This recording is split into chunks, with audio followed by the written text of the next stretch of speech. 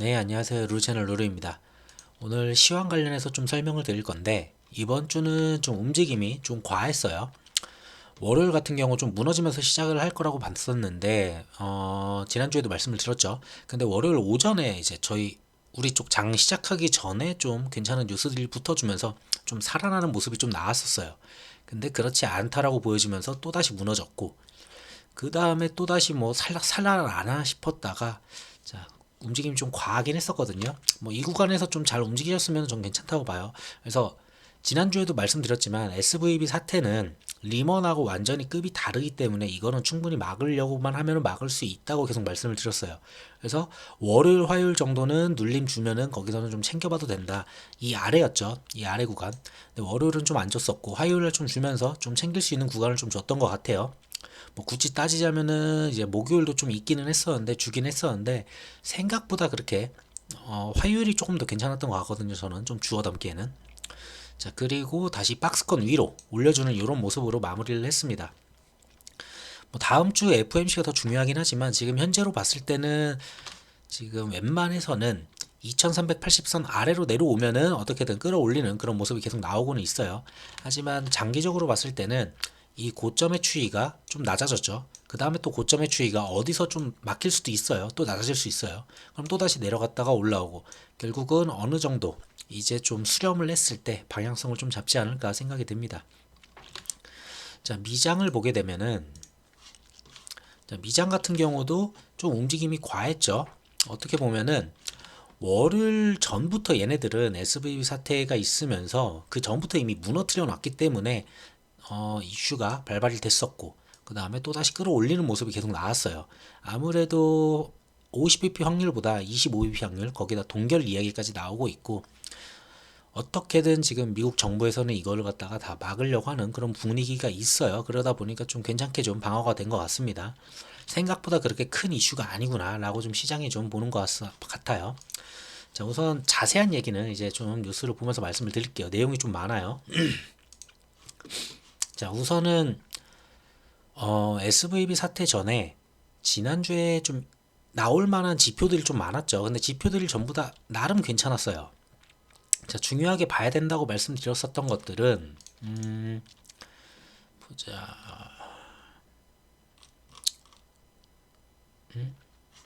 21일 화요일 여긴데. 네, 지금 날짜가 좀 바뀌었네요. 제가 아까 전에 여기다 바꿔놨었는데. 자, 이렇게 보시면 되고 봐야 되는 거는 이번에 그 CPI가 나왔죠. CPI가 나왔는데 예상치가 MOM으로 이제 0.4가 그대로 예상치만큼 제대로 부합하게 나왔어요. 그리고 YOY로 봤을 때도 6% 나와야 되는데 6%가 나왔어요. 근데 뭐 이제 이 안에 있는 세부 데이터들을 보게 되면은 여전히 주택이나 이런 부분에서는 크게 효과를 본 게 없어요. 뭐 에너지 쪽이 좀 내려가긴 했는데 뭐랄까 좀 스티키한 그런 부분들에서는 여전히 아직도 고물가를 유지하고 있다 이렇게 보여져요. 그러면은 왜 이게 이렇게 맞춰졌냐 했을 때는 전부터 계속 말씀드렸던 기저효과가 좀 발휘가 나온 것 같아요. 그래서 기저효과 때문에 어쨌든 이러한 수치를 갖다 맞춰줬다. 이게 좀 중요하고요. 그리고 그 다음날 또 바로 나왔죠. 그 PPI가 나왔죠. CPI 다음에 PPI가 나왔는데 PPI 같은 경우는 생산자 물가지수 이제 MOM으로 봤을 때도 자 0.3을 예상을 했는데 마이너스 0.1이 나왔어요. 이거는 물가지수가 낮아진다는 거는 그러면은 좀 인플레가 잡히겠네 라고 이제 볼 수 있는 거거든요. 데이터 자체가.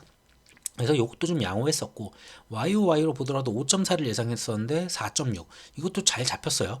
저도 이렇게 잡힐지는 몰랐는데 생각보다 잘 잡혔어요. PPI가. 자, 그리고 또 나왔던 거는 소매 판매죠. 소매 판매 MOM으로 보는데 전달이 좀 어마무시하게 나와가지고 정말 그 지표들이 안 좋다라고 제가 계속 말씀을 드렸잖아요. 뭐 1, 2월 달 지표가 너무 안 좋다. 계속 말씀을 드렸는데 예상이 마이너스 0.3인데 마이너스 0.4까지 떨어지는 그런 모습이에요. 소매 판매 쪽도. 그러니까 사람들이 소비를 갖다가 덜 했다는 거거든요. 이거는 인플레를 갖다가 낮출 수 있는 효과예요. 그러다 보니까 금융권에서 그런 문제가 좀 생겼음에도 불구하고 이런 지표들이 한 번씩 또 올려주고 한 번씩 또 올려주고 하면서 잘 버텼던 것 같아요. 이번 주는. 자, 그리고 또 굳이 보자면은 조금 안 좋게 볼 수 있는 거는 요 정도. 신규 실업 수당 청구. 자, 근데 이거는 매번 낮게 나왔어요. 이게 아무래도 투잡, 쓰리잡 이런 게 좀 껴있다 보니까 좀 숫자 자체가 좀 왜곡된 게 있거든요. 그래서 저는 이걸 크게 의미 있게 보진 않아요. 어쨌든 얼추 비슷하게만 나오면 그냥 됐다라고 생각하고 있습니다. 뭐 20만 5천 정도를 예상을 했었는데 19만 2천 정도 나왔으면 저는 그냥 무난하다고 봐요. 그래서 여기서도 뭐 크게 이걸로 이슈가 잡히면서 뭐 크게 하락한다거나 이런 부분도 없었다라고 보시면 되고, 그리고 건축 승인. 자, 건물을 많이 짓는 거거든요. 건축 승인 부분도 생각했던 것보다 더 많이 늘었어요. 그러니까 조금 시장이 좀 괜찮아지고 있구나라고 저는 보여집니다. 이 지표들만 봤을 때는. 근데 이제 뒤에는 이제 중요한 거는 SVB 사태가 있죠. 자, SVB 사태를 이야기를 하기 전에 우선 채권에 대해서 말씀을 드려야 돼요. SVB가 리먼하고 완전히 다르다고 계속 말씀드리는 거는 지난주도 말씀드렸지만, 리먼 같은 경우는 부동산이랑 엮여 있고, 그게 또 일반 사람들이 대출을 가지고 있는 거에 엮여 있고, 거기에 파생을 이 은행에 있었던 그 파생을 다음 은행에 또 넘겨서 그걸 또 팔아먹고, 또 다음 은행에 또 팔아먹고, 그래서 연쇄도산이 가능했었던 구조였어요, 리먼 때는. 근데 SVB는 들어왔던 돈을 그냥 가지고 있을 수는 없잖아요. 그냥 채권에 투자를 해놨던 거예요. 채권은 되게 안정적이거든요. 사실 이거 만기까지만 가져가면은 원금 플러스 이자 그냥 다 받을 수 있어요. 그래서 문제가 없는 거예요. 채권은 사실상. 근데 금리가 워낙에 올라가잖아요. 금리가 막 올라가니까 스타트업이나 웬만한 사람들이 돈이 없으니까 예금을 집어넣었던 돈들을 인출을 한 거죠. 그러면은 얘네가 인출을 다 해줘야 되는데 여기 채권에 지금 묶여 있었던 거예요. 그러면은 이 채권을 팔아야 되는데, 채권 지금 이제 금리거든요. 채권 금리를 보게 되시면은 꾸준히 올라왔어요. 자, 월 단위로 볼게요. 그냥 채권 금리가 금리 인상을 하면서 이런 식으로 올라왔어요. 채권 금리가 올라갔다는 거는 채권의 가치가 하락을 했다는 거예요. 근데 이 자리에서 사람들이 돈 달라고 아우성을 치니 이거를 갖다가 손실을 봤는데 이걸 팔아야 될 거 아니에요. 그 은행도 어쩔 수 없이 팔아야 되는 거예요. 이걸 팔았을 때 손실이 뭐 한 10% 20% 이렇게 난 상태죠. 그걸 팔아서 돈을 주면 어쨌든 간에 그만큼 다 못 주잖아요. 근데 야, 얘네 파산한대 라고 얘기가 나오니까 처음에는 한 명, 두 명이 인출해 가는 것까지는 어떻게든 막았어요. 그 다음에 유상증자까지 해서 막으려고 했는데 그것도 못 막은 거죠. 그럼 여기 망하는 거 아니야 하면서 모든 사람이 인출을 하기 시작해요. 다 모든 사람이 전부 다 인출을 하니까 이거 뭐 다 팔아먹고 다 해도 돈을 줄 수가 없네, 이렇게 된 거예요. 사실상 예전처럼 리먼 때처럼 이 은행에서 파산을 해서 그 파산이 연쇄도산이 될 수 있는 그런 구조가 아니라는 거예요. 그래서 유동성만 공급해주면은 은행들은 전부 다 살아날 수 있어요. 자, 그래서 채권금리가 어쨌든 이번에 저 이슈가 터지면서 채권금리가 크게 하락하는 모습을 좀 보여줬어요. 나름 저는 안정적으로 좀 보여져요. 뭐 더 내려가면 더 좋겠죠. 더 내려가려면 분명히 FOMC에서 뭔가 나와줘야 될 것 같고요. 자, 10년물 같은 경우도 자, 일자로 보게 되면은 이런 식으로 크게 좀 하락해주는 모습이에요. 지금까지 올라왔던 걸 보면은 정말 어마무시하게 올라왔어요. 10년물도. 자, 그래서 조금이라도 좀 내려오는 모습은 나름 양호하다. 지금 채권에 투자한 은행들은 굉장히 많아요. 그러다 보니까 예금 인출을 갖다 해달라고 하는 곳들이 채권 때문에 문제가 된다, 이런 얘기들이 있어요. 근데 이 채권이 왜 그럼 이렇게 올랐냐? 결국 그거는 금리 인상 때문에 오른 거죠.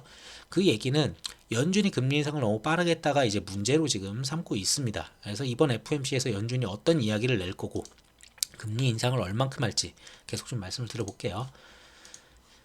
자, SVB 사태 같은 경우에는 결국은 방금 말씀드린 게 지금 이 채권을 갖다 말씀드린 게 그거예요. 채권 가치 하락.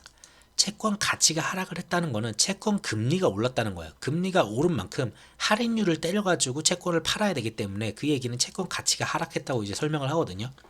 그게 왜 이러지냐? 결국은 고금리 때문인 거고, 그러면 이것 때문에 은행들이 채권에 그냥 무난하게 안전하게 투자를 해놨는데 워낙에 빨리 금리 인상을 때리니까 사람들이 돈이 없으니까, 스타트업 같은 경우는 이제 돈이 없잖아요. 그래서 스타트업을 갖다가 주요로 했었던 실리콘밸리 뱅크가 먼저 무너진 거예요. 스타트업들이 돈을 갖다가 왕창 빼가기 시작을 했으니까. 그러니까 점점 유동성에 위기가 생기고 결국은 채권 가치가 하락한 거를 팔아먹어야 되니까 어쩔 수 없이 팔아먹었는데, 그러면은 비는 돈들이 있잖아요. 손실 본 금액들. 근데 거기서 끝났으면 되는데 모든 사람들이 돈을 달라고 난리를 치니까 더 이상 줄 돈이 없었던 거죠. 그래서 뱅크런 36시간 만에 파산을 했다. 이 시간은 좀 의미가 있는 것 같아요, 저는. 이거는 좀 번외긴 한데 리먼 때나 이럴 때는 그때는 스마트 뱅킹이나 이런 게 굉장히 많이 활성화가 되지 않았어요. 그때가 2008년도였으니까 아무래도 스마트폰이나 이런 게 그때 이제 막 좀 사람들이 쓰기 시작하고 이랬죠. 그러다 보니까 한순간에 빠져나가진 않았어요. 막 줄을 서거나 뭐 가서 뭐 전화 뭐 폰뱅킹을 하거나 이랬었는데 이제는 폰으로 모든 걸 다 할 수 있다 보니까 정말 빠른 시간 안에 돈이 쫙 한순간에 인출이 된 거예요. 그래서 이거를 잡지 못했던 거예요. 이게 만약에 시간이 한 일주일 정도 걸렸다라고 하면은 하루에 얼마씩 돈을 주면서 그 안에 정부가 뭔가 지원을 해주고 어떻게든 살아났을 거라고 봐요. 근데 지금 현재는 그런 상황이 아니다 보니까 한순간에 돈이 빠져나갔다 이렇게 보시면 될 것 같습니다. 자, 결국 여기도 써 있네요. 자, 그래서 폰 뱅크런 이제 분석이 나와요. 예전하고 지금 다른 거는 지금 폰 뱅크런 때문에 좀 빠르게 일어났다. 만약에 폰 뱅크런이 아니었고 사람이 직접 가서 줄 서가지고 해야 됐다. 그랬으면은 분명히 이거는 정부에서 어느 정도 지원만 잘해줬으면은 망할 케이스는 아니었다라고 좀 보여집니다. 근데 어쨌든 간에 망하긴 했죠. 자, 월요일 날 국장 전에 이런 얘기가 있었어요. 예금 보호가 미국 같은 경우에 이제 한정이 돼 있거든요. 근데 바이든이 그때 연설을 하면서 바로 나와가지고 블랙 먼데이는 없다. 뭐 이거는 우리 시장 지난 다음에 얘기였었고 예금 전액을 갖다 보호해주겠다라고 이제 바이든이 얘기를 해요. 그러면서 시장이 좀 괜찮아졌어요. 이게 월요일 날 국장 전에 이제 오전 7시인가 6시인가 막 이게 나왔었어요. 그 다음에 바이든이 오전 한 9시 이쯤에 막 발언하고 막 이랬었거든요. 연설하고 전혀 미국에는 문제가 없다 이런 식으로. 자, 어쨌든 간에 그러면서 구두 개입이 좀 들어간 케이스다 이렇게 좀 보시면 될 것 같아요. 그래서 월요일부터 예금 인출 전부 다 정상화되고 와서 그냥 돈 다 인출해 가면 돼. 그래가지고 너무 걱정하지 마. 그렇게 막 급하게 달려가지고 돈 다 안 빼도 돼. 이러면서 조금 정상화를 시키려고 하는 모습이었어요. 하지만 그게 이제 처음에는 먹혔죠. 처음에는 먹혔는데 그게 먹히고 그 다음으로 또 이제 나왔던 게 재할인율. 자, 요게 좀 중요한데 아까 말씀드렸지만 채권에 투자한 은행들이 되게 많다고 했어요. 은행이 이제 사람들한테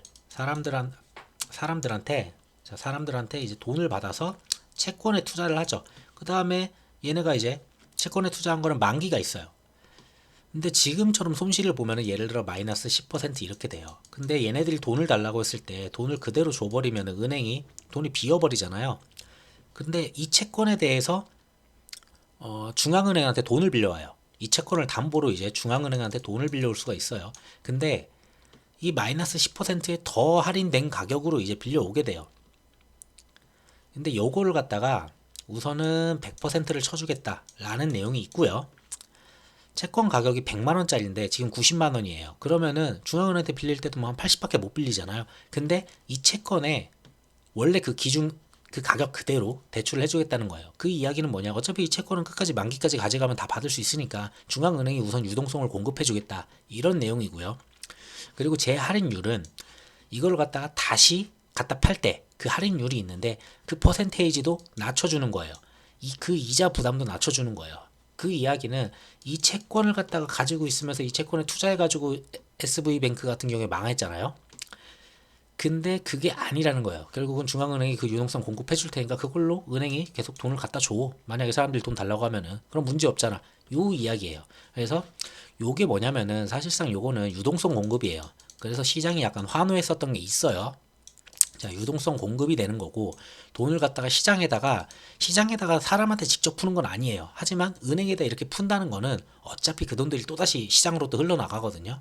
그러니까 시장에 지금 돈이 풀리고 있다는 얘기예요. 지금까지 열심히 긴축했던 거랑 얘기가 달라요. 지금까지 제가 그거는 안 가져왔는데 연준이 진짜 재무제표를 갖다가 진행을 하면서 계속 돈을 갖다가 회수를 해왔어요. 근데 거의 하루 만에 거의 꼭지를 찍듯이 이런 식으로 올라간 걸 제가 봤거든요. 자, 그만큼 돈을 갖다가 한 번에 어마무시하게 풀었다는 거예요. 자, 그래서 유동성 지금 공급이 좀 되면서 주식시장은 좀 환호를 했고 그와 동시에 코인 쪽도 당연히 유동성이 공급되면 환호를 해요. 그리고 금이랑 코인은 약간 좀 같이 보고 있는데 은행이 전부 다 망하게 되면은 금 같은 경우는 한정적이잖아요. 한정자산이니까 얘가 좀 많이 올랐어요. 안전한 데로 가자, 안전한 피난처로 가자 이러면서. 근데 코인 같은 경우에는 비트코인을 좀 달리 보고 있어요. 시장에서도 비트코인 같은 경우에는 디지털 금으로 보다 보니까 얘도 안정성으로 보고 있는지 얘도 같이 좀 올라가는 모습이고 거기에다 유동성까지 풀어주니까 더 괜찮았죠. 코인 같은 경우는.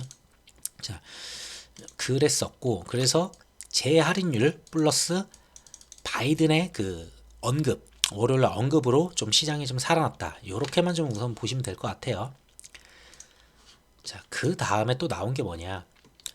SVB까지만 망하면 됐었는데, 그 다음날인가 다다음날 정도 돼가지고, 자, 하나 또 문을 또 닫아요. 자, 7위라고 하면은, 뭐 뉴스 좀 보신 분들은 아실 거예요. 뉴욕주에 있는 시그니처 은행이 폐쇄를 했습니다. 자, 여기서 또 이제 사람들은 좀 우려를 하죠. 아니, 바이든도 나오고 뭐 재무부에서도 뭐 다 괜찮다고 하고, 그 다음에 재할인율까지 해가지고 이거 전혀 문제 없다고 했는데 은행이 하나 또 문을 또 닫네. 이렇게 보면은 당연히 여기서 사람들이 그 다음은 또 뭐가 망할 거야. 또 뭐가 망할 수도 있어. 망할 수 있는 막 은행 리스트가 막 한 20개 가까이가 막 올라온 적이 있었어요. 이 당시에. 근데 그게 다 망하진 않았죠. 어느 정도 좀 정리가 되고는 있어요, 지금. 자, 그래가지고 이쪽에 이제 예금자 보험, 어, 아, 여기 있구나. 연방예금보험공사에서는 이제, 얘네, 자산이고 뭐고 했을 때 얘네도 어쨌든 간에 100% 전부 다 예금자는 보호해주겠다. 니네들이 집어넣었던 돈은 전부 다 돌려주겠다. 라고 얘기가 나왔고요. 하지만 그 외에 주식이나 여기 얘네들이 투자한 사람들은 그거는 보호를 못 해주겠다. 그러니까 여기다가 그냥 예금해놨던 사람들은 돈을 전부 다 받을 수 있었어요. 다만 하나가 더 무너졌다. 이 내용이 좀 악재로 발발이 됐었죠. 자, SVB를 막아놨더니 시그니처가 또 망하네. 근데 그러면은 미국이 할 만큼 한 것 같은데 또 안 망해? 계속 망하는 거 아니야 이거? 이런 우려감 때문에 또다시 뱅크 쪽에서 전부 다 주식이 큰 폭으로 또 하락하는 그런 모습을 보였어요. 그래서 여기까지는 파산을 했다. 이렇게 좀 볼 수가 있습니다. 자, 그러면은 그 다음에 이제 좀 끝나나 싶었더니만 제가 지난주에도 말씀드렸지만 얘네들 이 은행과 은행이 그렇게 엮여져 있지 않는 상태에서 지금 무너지는 거는 어떻게든 유동성 공급만 하면은 충분히 막을 수 있다고 계속 말씀을 드렸어요. 근데 지난주에서도 제가 크레딧 스위스는 절대 망하면 안 된다. 얘네 같은 경우에는 진짜 글로벌로 가기 때문에 이거는 좀 이슈가 좀 클 수 있다라고 계속 말씀을 드렸는데 얘네들이 보고서를 안 냈어요. 근데 이번에 보고서를 갖다가 수요일인가 뭐 이쯤 냈던 것 같아요. 그때 이제 시장이 좀 많이 무너졌었거든요. 국장도 오후에. 그 다음에 저녁 때 가지고 이 내용이 좀 뉴스가 떴는데, 자, 재무보고서에서 중대한 약점이 발견이 됐다. 근데 제가 봤을 때는 뭐 어떤 약점인지는 뭐 자세히 써 있진 않았어요. 그 내부 회계나 아니면은 내부 통제 관련인데, 자, 22년도 이거부로 이제 그룹 재무회계가 내부 통제가 효과적이지 않았다. 같은 이유로 경영진들이 뭐 이때까지 해서 뭐 어쩌고저쩌고 막 얘기를 해요. 그러면서 내부 통제에 대해서 부정적인 의견을 표명을 했고, 근데 뭐 은행은 뭐 전부 다 정직하게 공개를 하고 있었다고 얘기를 하는데, 자, 이 뉴스가 뜨면서 또 한 번 시장이 또 출렁거렸거든요. 자, 근데 요것 때문에 그렇게 그날 유럽장이나 미국장은 출렁거리진 않았어요. 이게 그렇게 큰 뉴스가 아니었구나 생각이 들었어요. 처음에는 이거 되게 크다고 생각을 했는데 여기서 그럼 뭐가 약점이고 뭐 어떻게 되는 건데 그 후속 뉴스가 하나도 없었거든요.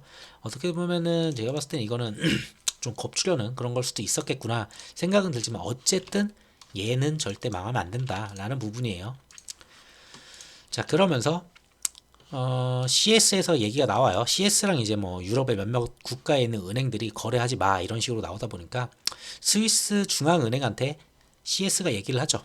대출을 좀 해달라. 아니면 니네가 좀 우리를 보증을 해달라 하면서 중앙은행에서 최대 70조 원을 갖다 대출을 받고 유동성을 갖다가 조금 늘려요. 그러면서 자, 위기를 갖다가 좀 이렇게 좀 막 사람들이 우려했었던 CS 주가가 말도 안 되게 빠졌어요. 진짜 폭락을 거의 심할 정도로 계속 폭락을 했었는데 자, 이 이야기가 나온 다음에 얘네는 완전 다시 돌아섰죠. 그 다음날 또 이렇게 무너지긴 했었는데 자, 어쨌든 이런 식으로 나오면서 좀 위기를 마무리하는 모습이 있었지만 이래도 좀 안 되겠다. 이래도 사람들이 되게 걱정을 하고 리스크라고 생각하고 돈을 막 인출해 가면은 우리도 지금 문제다. 얘네도 어차피 유동성 문제가 있으니까. 그래서 스위스 은행이 CS한테 백지수표를 이제 주겠다. 필요하면은 자원을 갖다가 충분히 무한정으로 그냥 지원하겠다라는 그런 얘기가 있어요. 그러니까 백지수표는 니네가 쓰고 싶은 만큼 써가지고 돈 필요한 만큼 돈 다 줘. 그러니까 지금 문제가 되는 거는 은행이 터지고 은행이 터지고 은행이 터지고 얘네가 연속적으로 된 게 아니에요.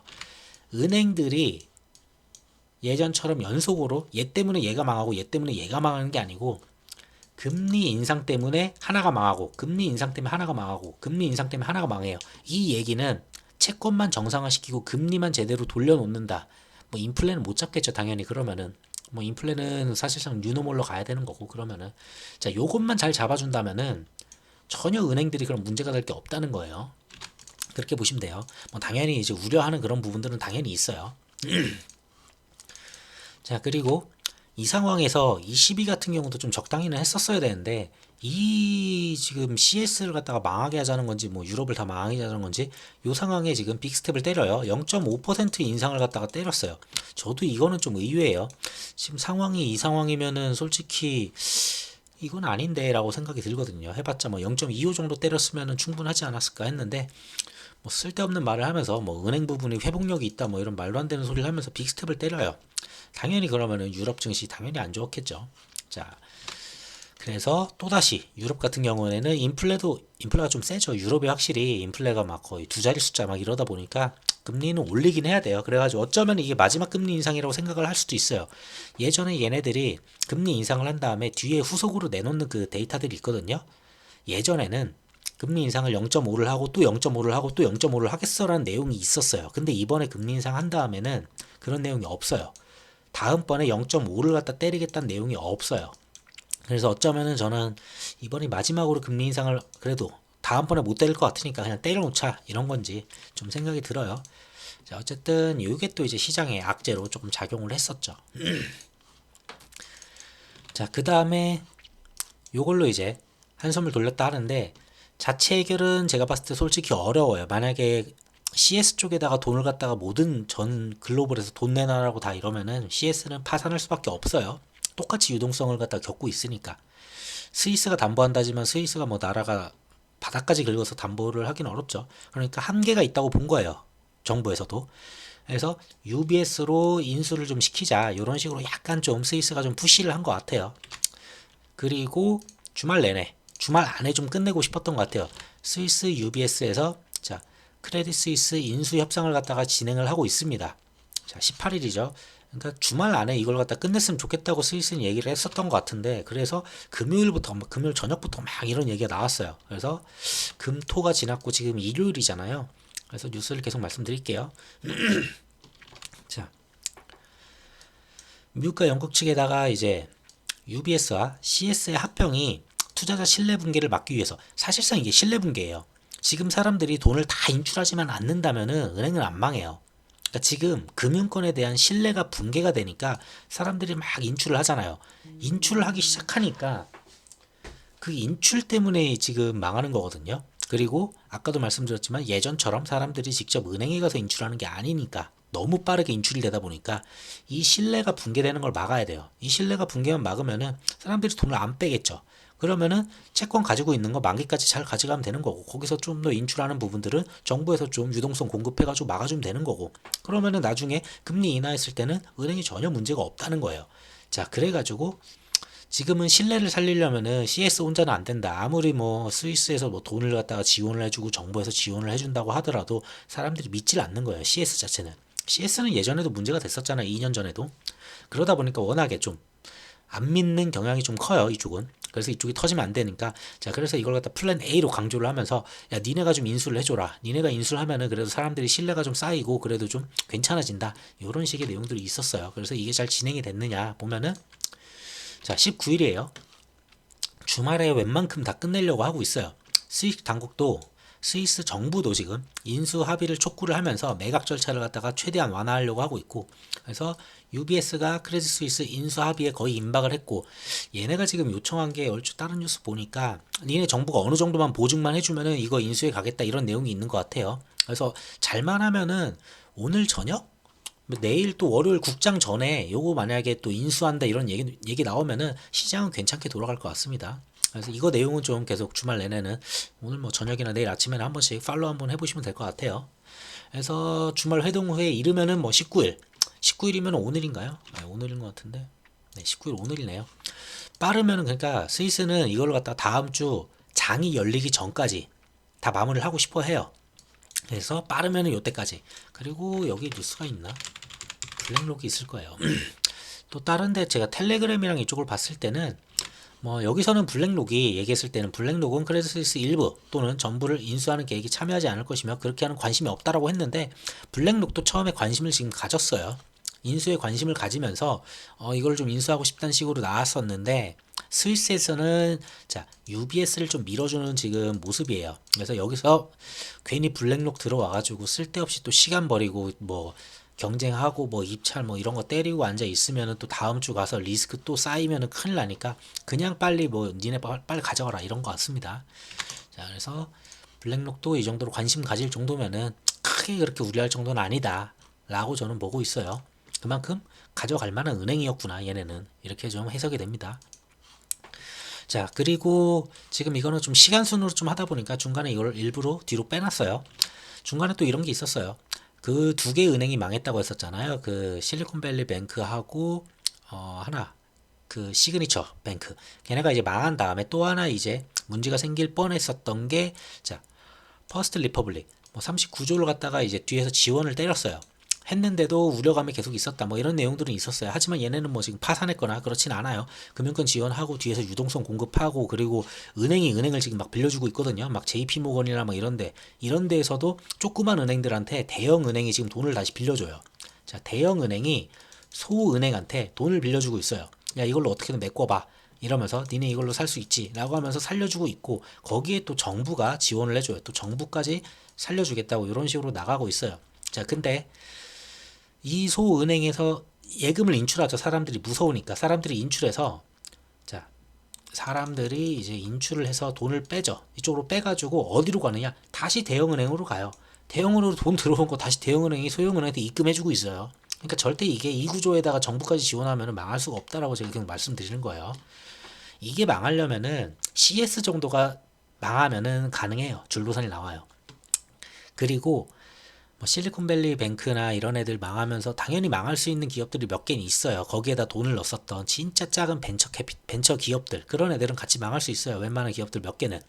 근데 그게 연쇄적으로 뭐 파산을 갖다 이루어낼 수 있는 그런 파급력은 전혀 없다. 오히려 이 이슈가 터지면서 연준이 잘못됐다는 게 확실해졌어요. 이번 FOMC에서 굉장히 비둘기 파일 가능성이 좀 높다고 봐요. 강하게 나가는 순간에는 채권 금리가 다시 미친 듯이 올라갈 거기 때문에 파월이 말할 수 있는 게 한정적이에요. 금리 인하 얘기 분명히 나올 거고요. 하반기나 뭐 연말 아니면 그맘쯤에는 금리 인하도 고려해 보겠다 뭐 이런 식으로 하면서 시장을 갖다 돌려줘야 돼요. 그래야지 채권 금리가 내려올 수밖에 없거든요. 자, 구두로 개입하는 방법이 하나가 있고 금리 인하를 하는 방법이 하나가 있어요. 근데 금리 인하를 세게 하기에는 지금 현재 인플레이션을 봤을 때는 어려워요. 그 얘기는 구두로 할 가능성이 전 높다고 봐요.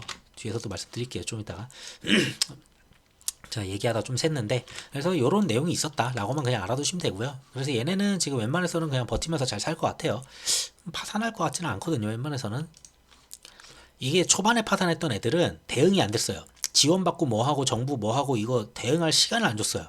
그만큼 스마트폰으로 돈을 갖다 쫙쫙 빼버리니까 순식간에 망하니까 이걸 갖다 지원할 시간이 없었고 지금은 충분히 지원하고 이제 대책이 다 준비가 돼 있다 보니까 크게 망할 가능성은 거의 없다 이렇게 보시면 될 것 같아요.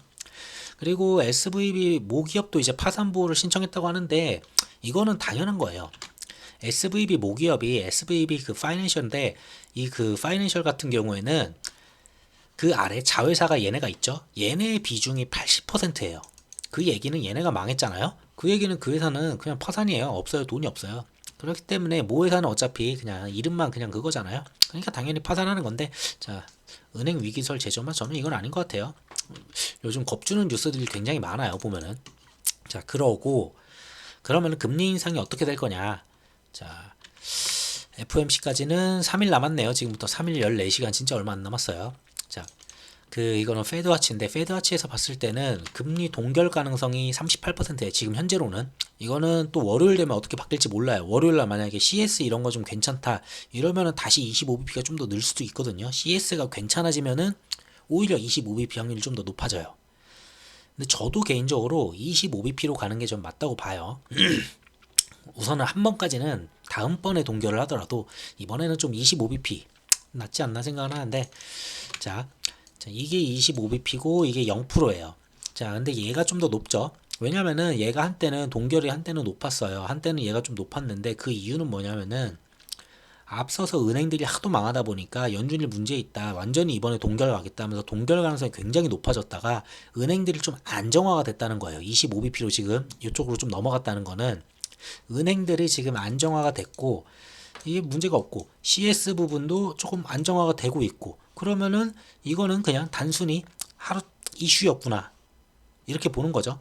그러면은 당연히 연준은 25bp를 올릴 가능성이 높아. 다만 50bp 가능성은 없다. 이거는 절대 없다. 이거 했다가는 큰일 난다. 이렇게 보고 있죠. 자, 25bp를 올린다고 해서 채권 금리가 어마무시하게 오르느냐? 그거는 중요한 거는 점도표에 있어요. 점도표라는 건 뭐냐면은 올 연말까지 금리를 최종 금리를 얼마까지 올리겠다 이런 걸 갖다가 그 연준 위원들이 이제 점을 갖다 막 찍어요. 막 25년도에는 뭐 몇 퍼센트, 26년도에는 몇 퍼센트 막 이렇게 점을 찍거든요. 그걸 갖다 이제 통계로 딱 나타내는 건데 이 점도표가 굉장히 낮아질 가능성이 있어요. 여기서 25bp 때린 거는 의미가 없어요. 이거 때린다고 막 채권 금리 막 오른다? 그거 절대 아니에요. 결국은 이거예요. 점도표에서 최종 금리가 내려갔네? 요거 하나면은 그냥 시장은 바로 미친 듯이 달려요. 그리고 코인이고 뭐고 그냥 현물이고 전부 다 그냥 미친 듯이 솟아오를 가능성이 있어요. 다만 인플레이션을 못 잡겠죠. 그 얘기는. 그래서 요 점도표가 매우 중요하다. 이렇게 보시면 되고요. 그래서 최종 금리가 얼마 나올지. 최종 금리 근데 제가 봤을 때는 이번에 25bp 올린 다음에 진짜 많이 올린다고 해봤자 추가로 한 번 더 25인데 저 이것도 어렵다고 봐요. 웬만해서는. 이거 더 올리기에는 부담이 좀 있어 보여요. 근데 최종금리 여기 점도표에는 한 25bp 더 때리는 거 정도 나올 수 있어요. 근데 지난번 점도표보다는 당연히 낮게 나오고 여기에서 중요하게 볼 거는 뭐 연말 정도의 금리 인하 가능성이 여기에 좀 포함될 가능성이 있어요. 점도표에. 그런 부분이 이제 시장에 크게 작용을 할 거다. 이렇게 보시면 될 것 같습니다. 그래서 이번에는 25bp를 만약에 때린다라고 하면은 이거 플러스 파월의 연설이 있을 거예요. 연설이 있을 건데 25bp를 때렸을 때는 연설은 굉장히 비둘기적일 거예요. 왜? 25를 갖다가 실제로 때렸으니까 구두로라도 끌어내려야 되거든요. 그렇기 때문에 비둘기파적인 연설이 나올 거예요. 만약에 근데 이 0%를 갖다가 때린다. 0bp를 때린다. 그러면은 이 연설은 분명히 매파적일 거예요. 자, 왜 매파적이냐? 0% 때렸지만 이거는 지금 당장 리스크를 갖다가 조금 막기 위해서 그랬던 거고 조금 더 시장이 만약에 이게 안정화가 되면은 추후에 그 뭐 인플레이션 잡기 위해서 좀 더 금리 인상을 생각해 볼 수 있다. 이런 식으로 매파적으로 나올 수가 있고 25bp를 때린다면은 시장이 놀랄 수 있기 때문에 구두적으로 조금 눌러주는 역할을 할 거예요. 그러면서 지금 은행이나 이런 거는 당연히 문제가 있으니까 다음번에는 조만간 이제 시장 상황을 보겠지만 조만간 금리 인하할 가능성이 높다라는 식으로 비둘기적으로 나올 수가 있어요. 근데 CS뱅크가 문제가 없어 보이는 지금 이런 상황이잖아요. 주말에 만약에 저게 인수가 잘 돼가지고 마무리가 잘 된다. CS 쪽이. 그러면은 25bp 확률 굉장히 높아질 거예요. 그러면서 25bp 때리고 비둘기파적인 연설이 좀 나올 거고 그 정도 생각하시면 돼요. 그리고 25bp 확률이 왜 높냐면은 이게 0%를 때리기가 조금 부담스러운 게 아까 전에 재할인율이라고 제가 말씀드렸죠. 재할인율. 이게 이미 사실 이걸로 유동성을 이미 공급했어요. 이미 유동성을 공급을 한 거예요, 이거는. 근데 거기다가 0%까지 동결 때린다는 거는 그냥 인플레를 영원히 안 잡겠다라는 그런 움직임이거든요. 그래서 이미 이번에는 재할인율로 한번 막았으니까 25bp 플러스 비둘기로 적당히 막아주고 다음번에 문제가 생기는지 보고서 동결 때리면 되지. 요 방향이 저는 맞을 것 같아요. 그래서 요런 식으로 이제 가지 않을까 봅니다. 이번에는 FOMC가. 자, 그래서 뭐 이제 관망세 뭐 이런 얘기들이 있는데 이거는 그냥 가져왔어요. 그냥 FOMC는 뭐 이제 결국은 파월의 입이고 중요한 거는 그거예요. 아까도 말했지만 점도표. 점도표 정말 중요하고 점도표랑 25bp든 동결이든 저는 동결이 차라리 아닌 게 나은 것 같아요. 저는 그러고서 파월의 연설이 비둘기였으면 차라리 낫다. 점도표 괜찮고 비둘기. 거기에 25bp 그러면은 요걸로 25bp 녹여버릴 수 있어요. 그냥. 그래서 25bp 때려도 된다. 이 정도 생각하시면 될 것 같습니다. 자, 그러면은 이거는 이제 그냥 추가로 가져왔는데 예전에 보면은 영국에 그 영란은행이 망한다 뭐 이런 거 있으면서 영국이 망한다 뭐 이런 내용들이 있었잖아요. 그러니까 하도 긴축을 빨리 하다 보니까 긴축을 너무 빨리 하다 보니까 얘네가 망하는 거 아니야? 막 이런 식이 됐었는데 그 부분이 있다 보니까 얘네들이 양적 완화를 막 하는 그런 모습이 있었어요. 그런 모습이 있으면서 이걸 어떻게 두 가지를 같이 해? 이게 뭐 하는 짓이야라고 했는데 지금 현재 미국이나 뭐 유럽의 이제 스위스도 동일하죠. 돈 풀고 있으니까 스위스나 웬만한 조그만 은행들이 뭔가 문제만 생길 것 같다 하면은 전부 다 뒤에서 유동성 공급을 다 하고 있어요. 지금 한국도 지금 은행들한테 지금 그 퍼센테이지 지금 바꿔주는 것 같던데 아직은 결론이 안 났더라고요. 그만큼 뒤에서 유동성을 계속 공급해요. 그 얘기는 결국 그 돈이 또다시 시장으로 또 풀리고 그 시장에서 돈이 이제 뭐 주식도 하고 뭐 하고 하면서 다시 시장을 갖다가 이렇게 상승을 시킬 거예요. 그 말은 즉시 다시 말하면 인플레이션은 못 잡는다. 인플레이션 못 잡지만 요거는 제가 봤을 때 어쩌면은 뉴로몰로 가야 돼요. 이게 뭐냐? 지금 현재까지 올라와서 뭐 인플레로 지금 뭐 물가 비싸요 뭐 이러잖아요. 그냥 그게 지금 현재의 가격이에요. 그리고 내년에도 그게 현재의 가격이에요. 그렇게 생각을 할 수가 있어요. 이렇게 갈 수도 있다라는 거예요. 뭐 100%는 아니지만 이거는 뭐 한 몇 달 더 봐야 되지만 이거를 완전히 못 잡는다면은 그러면은 내년으로 가면은 내년에는 인플레가 그렇게 많이 안 솟아오른다면은 내년에는 기저효과로 했을 때는 전년 대비 물가 인상률 뭐 1%, 2% 이렇게 나오겠죠. 그러니까 고생을 갖다가 한 1, 2년 그냥 시장에서 하는 거죠. 그렇게 갈 수도 있다. 인플레를 만약 못 잡는다면은 이렇게 보시면 되고 자 이거 왜 가져왔냐면은 미국이 지금 그런 거예요. 유동성 긴축은 열심히 했잖아요. 금리 인상하면서 그리고 뒤에서 QT하고 막 이랬었잖아요. 근데 지금 앞에서는 거기서 재할인율 때리면서 뒤에서 유동성 공급 막 때리고 있죠. 지금 완전히 반대로 가고 있어요. 두 가지가. 그러다 보니까 이렇게 두 가지를 쓰는 방향도 앞전에 있었는데 얘네 같은 경우도 나름 잘 방어를 했어요. 그만큼 미국도 이런 방향으로 갔을 때 방어를 잘 할 거다라고 좀 보고는 있습니다. 근데 근본적인 원인이 채권에 있고 그리고 금리 인상을 갖다 너무 빨리 했다는 거에 이게 원인이 있어요. 요거는 결국은 잡아야 돼요. 요게 안 잡히면은 언제까지 계속 유동성을 갖다 때려 넣고서 그 돈 갖다 집어넣을 수는 없잖아요. 결국은 올 연말 하반기에는 금리 인하 가능성이 굉장히 높아졌다는 거. 그 정도만 좀 알아두시면 될 것 같아요. 이걸 잡기 위해서는 금리를 내려야 되죠, 당연히. 금리를 내려야 되니까 결국은 하반기에 이런 방향이 어느 정도 나올 거예요. 만약 완전히 못 내리더라도 동결 내리고 동결 내리고 이런 식으로 라도 조금씩 시장을 갖다 완화시키고 어떻게든 안정시키면서 인플레가 최대한 뒤로 끌어갈 수 있게 만드는 그런 방향들이 좀 나오지 않을까 생각해 봅니다. 자, 그리고 그나마 좀 인플레를 좀 녹여줄 수 있는 거. 자, 시장이 인플레를 이제 못 잡는다는 거는 웬만큼 알아요. 뭐 돈 저렇게 풀어대고 하면은 뭐 다음 달, 다다음 달 됐을 때는 CPI가 주택 지수 때문에 CPI가 한두 번은 내려갈 수가 있어요. CPI가 다음 달이나 다다음 달 내려갈 수는 있어요. 한두 번까지는. 근데 그 다음에는 올라갈 가능성이 있어요. 왜냐하면 돈을 저렇게 풀었기 때문에. 지금 여기서 내려갈 수 있다고 저는 보는 거는 주택지수 그 실물이 아직 반영이 안 됐어요. 실물지수 반영이 되면은 하락이 좀 강하게 한번 올 거고 그리고 지난달 같은 경우에도 원유나 이번 달이죠. 이번 달 같은 경우 원유나 에너지 쪽 굉장히 하락이 컸어요. 지금 70불대 잠깐 60불대도 갔었던 거 제가 봤었던 것 같은데 그만큼 하락이 컸기 때문에 자 원자재 쪽에서도 조금 혜택을 좀 보지 않을까 이런 생각이 좀 듭니다. 자 그리고 또 하나 기대할 수 있는 거는 시진핑이 이제 내일 해가지고 러시아를 갖다가 후빈 방문을 해요. 자 여기서 이제 우크라와 평화를 갖다 중재를 하려고 해요. 자, 요 부분이 만약에 잘 먹혀 들어간다 라고 했을 때는 시장은 괜찮아질 수 있어요. 그러면서 인플레 걱정은 조금 낮아지겠죠, 많이. 만약에 진짜 얘네가 평화를 갖다가 시작하고서 휴전을 때리잖아요. 그러면은 인플레는 금리를 동결만 해도 스스로 쫙 잘 내려올 거예요. 어느 정도 효과는 가져올 겁니다. 자, 그러고 그래서 중국이 우크라 외무부 장관이랑 뭐 통화를 했다. 그러고 시진핑 방문 앞두고서 중재를 갖다 계속 시도하고 있다. 중국은 평화회담에 속히 제거하자. 평화회담을 빨리 시작하자. 테이블에 앉자. 이런 내용이고 우크라 같은 경우에는 영토 보존. 이게 좀 중요하다. 우리 영토를 보존한다는 그런 내용을 가져와라. 그랬을 때 하겠다.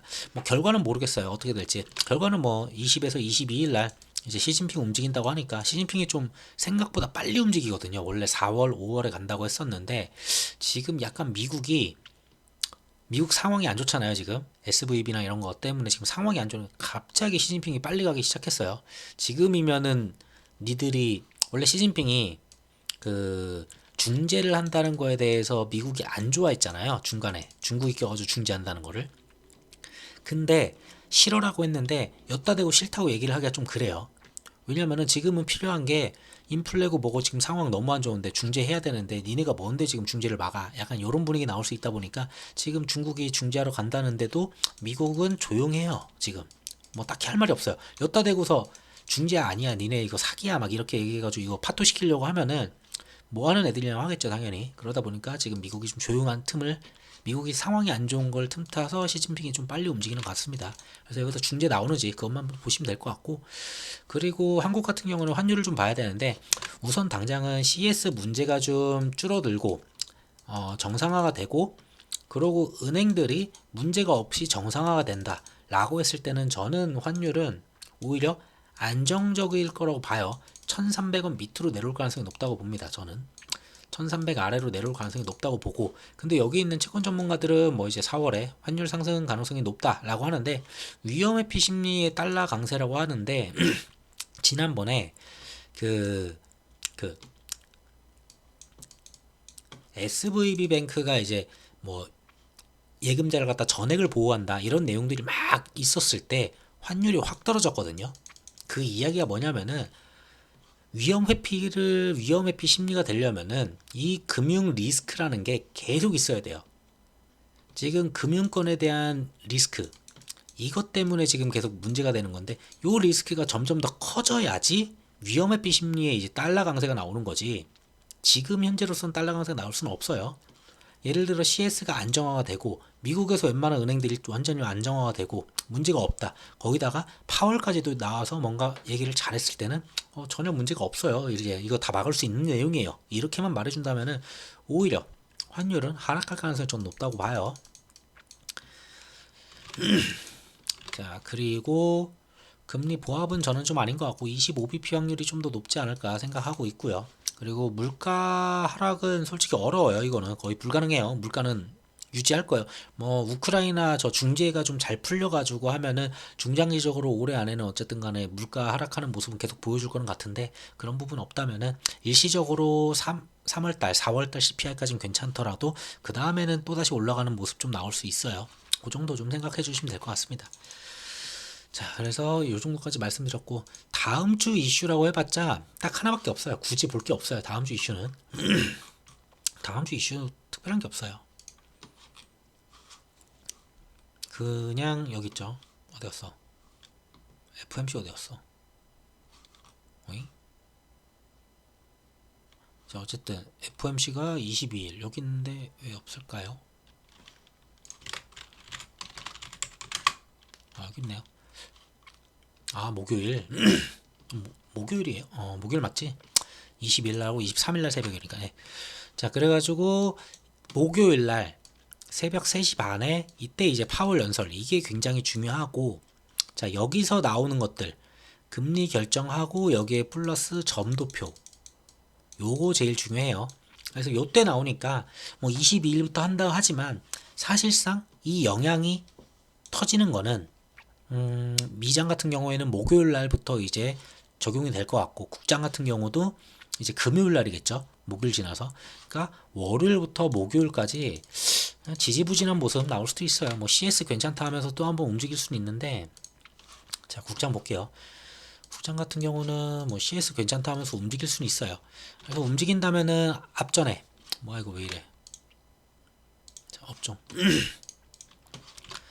자, 앞전에 있었던 뭐 한 요 정도까지 올라올 수 있겠죠. 여기 2450선 2450선까지 저는 올라올 수 있다고 봐요. 이렇게 기울기를 보더라도 요 정도 보이거든요. 내려온다고 추이를 봤을 때도 2450선까지는 올라올 수 있다. 대충 여기서 한 50bp 정도, 아니 50bp가 아니죠, 50포인트 정도, 요 정도는 충분히 올라올 수 있어요.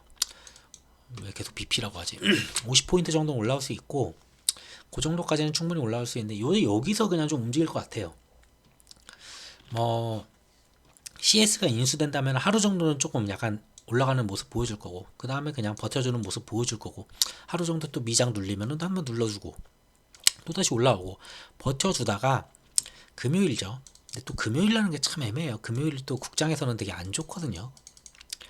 자, 어쨌든 금요일 날 같은 경우는 이제 FOMC가 어떻게 나왔느냐, 점도표가 어떻게 나왔느냐, 연준의 그 파월 의장의 발언이 어떤 식으로 나왔느냐에 따라서 금요일 날 완전히 방향성을 보여줄 거예요. 근데 저는 이 방향성이 여기서는 저는 베팅 해볼 것 같아요. 저는 긍정적으로 보고서 오히려 상방이라 보고서 좀 방향성을 보고 있거든요, 지금. 그래서 오히려 이렇게 하락했을 때 이거는 큰 이슈 아니니까 가져가라고 계속 말씀드렸던 거예요. 그래서 이 방향성이 저는 상방일 가능성이 높다고 보고 있고, 오히려 이 앞에서 지금까지 저항들 돌파 못했었던 것들 요거 뚫어줄 가능성이 있는 게 이번 금요일이지 않을까 생각을 해봅니다. 근데 뭐 금요일이다 보니까 뭐 갭 떴다가 눌릴 가능성도 있어요.